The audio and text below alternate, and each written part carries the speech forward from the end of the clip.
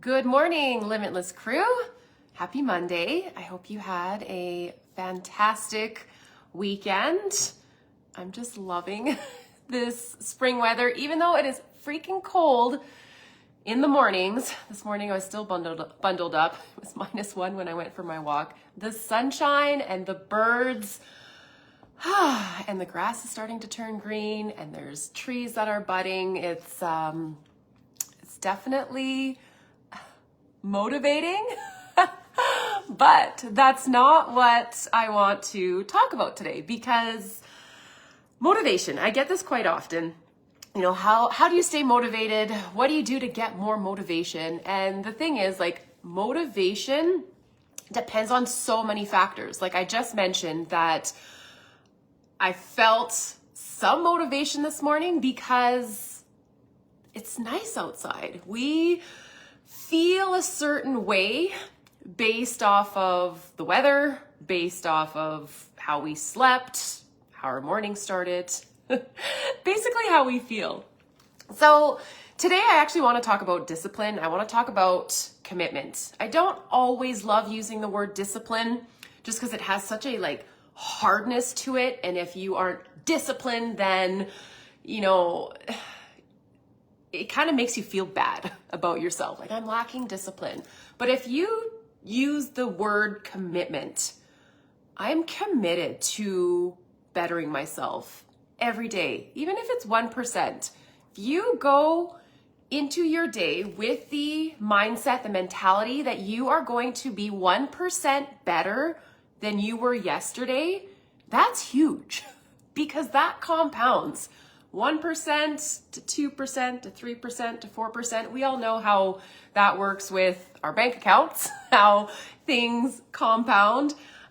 Same thing happens here. And the thing with discipline, and I'm going to use discipline and commitment interchangeably, but discipline is like a muscle.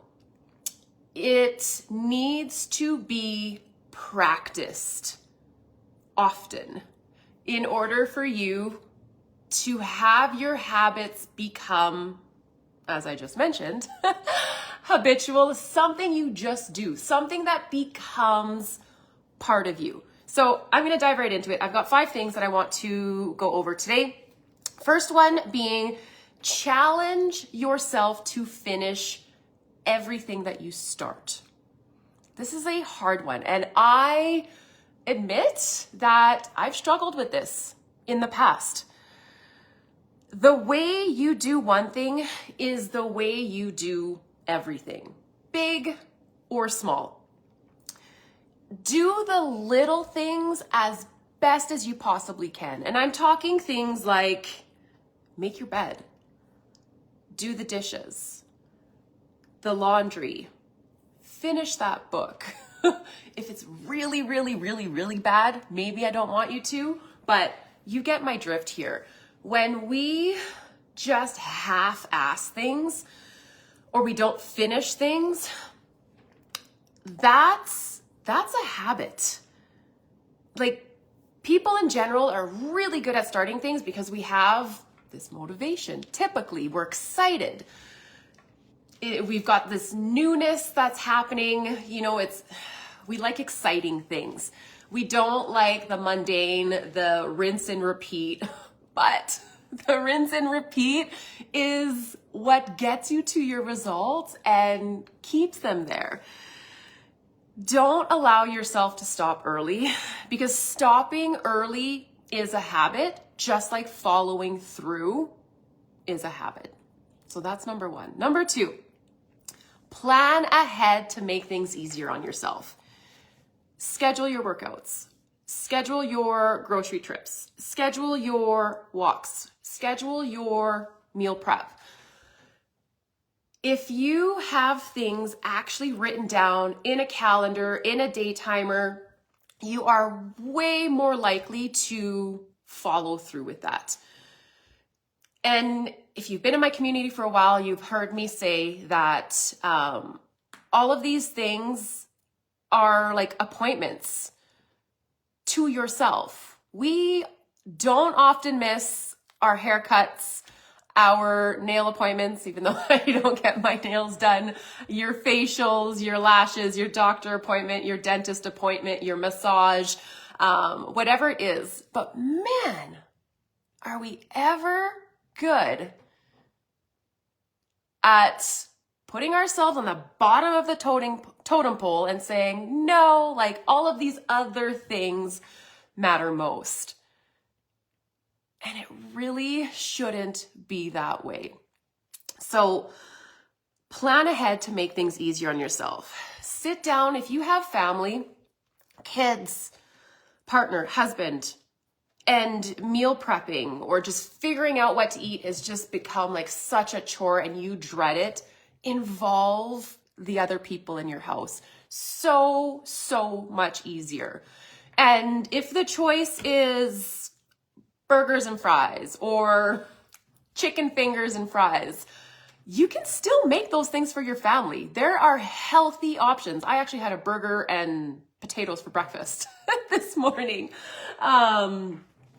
Making your food at home, much better option than obviously eating out. You can totally make chicken fingers, breading them in like panko and egg wash, which is way easier, or sorry, may not be easier, but healthier than store-bought. Burgers, great option. Cutting up sweet potato fries. Everybody loves sweet potato fries. I shouldn't generalize, but most kids do. Most kids love fries, that sort of thing. Get some opinions from those people that matter most because it's just going to take less off your plate. Plan ahead for the sole reason to make things easier on yourself, to take the action that you need to take ultimately. I always ask myself, how can I make this easier on myself? Because easier creates more follow through. So get into the habit of asking yourself, how can I make this easier on myself? Meal prep, for example. If you make a recipe, double it, triple it, quadruple it, make it easier on yourself so that you have leftovers the next day or even the following day, or maybe you're sticking it in the freezer for a day where you just really have nothing prepared and you pull that out and you've got a healthy meal. Number 3, design your environment to once again make it easier for you to take action that you need. So let's talk about environment this time. When your alarm goes off in the morning, place it across the room so that you physically have to get up. Set out your gym clothes the night before. This is huge. It seems like such a small thing, but in the morning, if you just, and it could be just your regular clothes if you don't work out in the morning, but setting your clothes out makes such a huge difference. And I didn't always do this, and I don't always do this, but when I do, it's just one less thing that we have to think about, because already, ladies, we are making thousands and thousands and thousands of decisions every single day. For breakfast, you can make overnight oats. You can make egg cups. You can hard boil a dozen eggs at a time and have those ready to go. Eating leftovers in the morning. If mornings are just like super rushed, there's no rules saying that you cannot eat what you cooked the night before. Like I said, this morning I had a burger with an egg on top. I chopped up some baby potatoes that I had prepped yesterday, a little bit of olive oil in a pan fried them for 5 minutes, added some salt.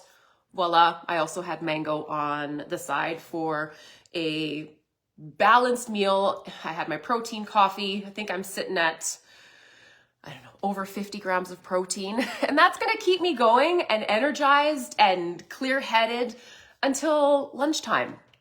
It's going to keep me happy, not cranky. I won't have any cravings because I'm eating a balanced, high protein, high fat, healthy carb meal for breakfast. And obviously all your meals should be balanced meals. Meals in the slow cooker. That is a saving grace. Like my chicken breasts are, I'm not talking just like prepping chicken breasts, but slow cooker meals, adding in potatoes, veggies, whatever it is. I don't make a lot of slow cooker meals, but if there's anybody in this community that does, I know there's a few of you. I know how helpful it can be when you've got kids in all the sports, or you're just a busy individual in general. So again, we're talking like how to design your environment. Eat the same foods. Yes, you can. If I'm hearing you say, oh, but I can't eat the same foods, you absolutely can. We are just surrounded by so many different options. And I think that this is part of the problem, as well as the convenience food, the highly palatable foods. You can eat the same foods, even if it's just 2 days in a row. Like I mentioned before, double, triple, quadruple a recipe so that you've got food for your next lunch or breakfast or even dinner. Eating two days in a row, you absolutely can. Takes away the fact of you thinking of, oh man, what am I going to eat today? What do I need to make today? So yes, eat the same foods. And last but not least, remove temptations. Like if you every single night find yourself on the couch with a bag of chips or a bowl of chocolate chips or cookies, or I don't know what it might be, popcorn, although popcorn's probably one of the healthier alternatives if you're not adding, a whack load of artificial butter or I don't know, oils or whatever you might be adding to your popcorn. But remove the temptations. Put them in the deep freeze, out of sight, out of mind. Buy small individual packages as well. I find that that's a huge helpful hack. We personally don't keep too much in our house. I do keep chocolate in the house because I've got a hold on it. I allow myself to have chocolate almost every single day. And I think that that's been a huge part in healing my relationship with binging, is that I buy 85% dark chocolate. I have 1 to 2 squares of that and I'm good. But I allow myself to have that. Number 4, focus on progress, not perfection. And this is coming from a recovering perfectionist. You will not be perfect on this journey. I'm not expecting perfection. I'm not perfect whatsoever. You will mess up. Acknowledge that that is going to happen. You will miss a workout. You will eat 2 cinnamon buns instead of 1. Maybe you'll have 5 cookies instead of the 2 that you intended to. You'll miss part of your morning routine, whatever it might be. You're human. You're not a robot. Learn from those speed bumps. And I think that that's key right here, is to actually reflect on why you did what you did so that you can approach it differently next time, as to not keep repeating that behavior. And if you do keep repeating that behavior, that's okay as well, as long as you keep pushing forward. Like I said, you want to learn from these speed bumps, and speed bumps they slow you down, but they keep you moving in the right direction towards progress. So remember that. Last but not least, celebrate yourself.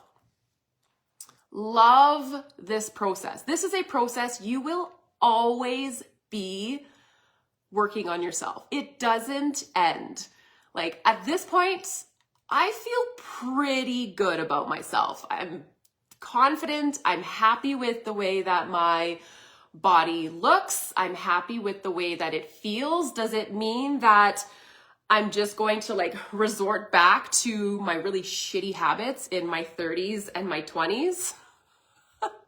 No, we have to keep doing the things. And obviously your goals are going to shift as you go through different phases of life. And I'll say now, in my 40s, obviously I'm preparing my body for perimenopause and menopause years. So things are shifting. I want to feel as good as I possibly can.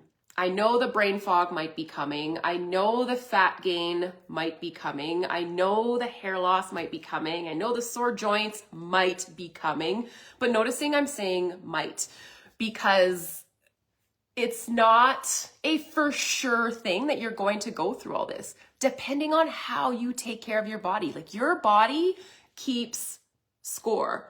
What you did 5 years ago, you might be feeling today. What you did 10 years ago, you might be feeling today, and vice versa. That continues to move forward. Celebrate yourself. Give yourself a high five. Tell yourself you're a badass bitch. Like, pump your own tires. And of course, do that to other women as well. Like, compliment other women. If you like their, I don't know, yoga pants, or their hairstyle, or their nails, or their smile, their, I don't know, whatever it is, like, that feels freaking good to spread that positivity to other people. Post about it in the Facebook group. Like, we love lifting each other up. And I'm sure you know how good it feels to receive a compliment, right? And take that. I know we're not all very good at receiving compliments, but just say thank you. And like, sit with that. Say, oh my gosh, like, somebody actually, took the time out of their day to say something kind or do something kind. That's huge, because I don't think it happens as much as it should or it used to. And like, treat yourself. Buy yourself a new workout outfit. Buy yourself a new book. Buy yourself flowers. I will sometimes buy myself flowers, and I always tell myself, really, I should do this more often. It just like brightens up the space in your house or wherever it is.